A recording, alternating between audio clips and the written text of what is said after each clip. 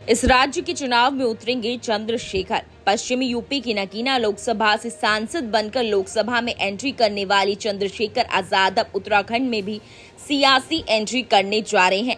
मंगलौर विधानसभा उपचुनाव में आजाद समाज पार्टी प्रमुख चंद्रशेखर आजाद अपना प्रत्याशी उतारकर बीजेपी, कांग्रेस और बसपा से दो हाथ करने की तैयारी कर रहे हैं। चंद्रशेखर की उत्तराखंड में एंट्री होने से सियासी तापमान और बढ़ने के आसार नजर आ रहे हैं।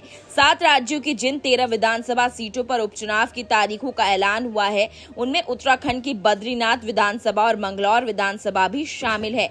यहां 10 जुलाई को मतदान होगा। मंगलौर विधानसभा उपचुनाव लड़ने के लिए आजाद समाज पार्टी पर 11 से ज्यादा आवेदन आए थे। उनमें से 3 नाम अलग कर लिए हैं और इन्हीं में से एक नाम पर मुहर लगा दी जाएगी। उम्मीद है कि 2-3 के भीतर इस नाम की घोषणा कभी भी संभव है। पार्टी हाईकमान ने मंगलौर विधानसभा उपचुनाव पूरी मजबूती से लड़ने की तैयारी कर ली है और एक बड़ी रणनीति के तहत यहां चुनाव लड़ा जाएगा। हरिद्वार लोकसभा के अंतर्गत आने वाले मंगलौर विधानसभा सीट से बसपा प्रत्याशी सरबत करीम अंसारी के निधन के बाद ये सीट खाली हुई है। 2022 के विधानसभा चुनाव के आंकड़े पर नजर डालें तो यहाँ 1,16,225 मतदाता थे।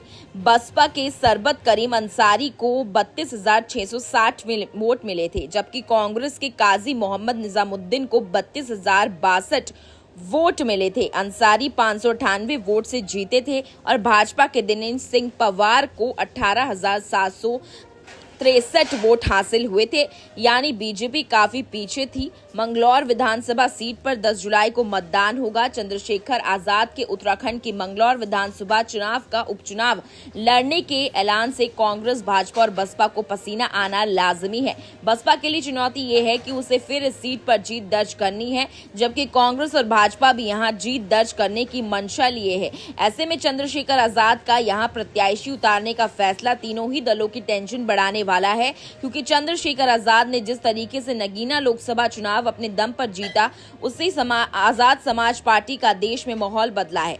आसपा के नेता और कार्यकर्ताओं का जोश हाई है, तो जनता भी अब एक और बेहतर विकल्प की तरफ देख रही है।